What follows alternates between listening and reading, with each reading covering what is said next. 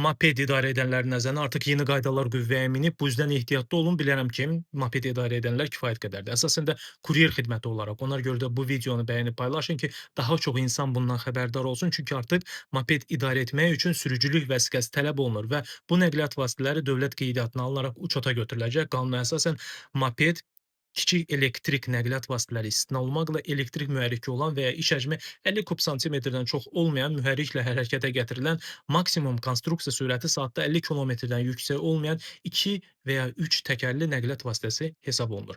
Asma mühərrikli velosipedlər və oxşar xüsusiyyətli digər nəqliyyat vasitələri də bəzi maddələr istisna olmaqla mopedlərə bərabər tutulacaq. Yeni qaydalara görə ölkə ərazisində yollarda mopedi idarə etmək hüququ yalnız A1 kateqoriyalı sürücülük vəsiqəsi əsasında mümkün olacaq. Həmçinin nəqliyyat vasitəsinin qeydiyyat şəhadətnaməsi və dövlət nömrə nişanı da tələb olunacaq. Bax belə odur ki, cərimələnməmək üçün qaydalara riayət edin.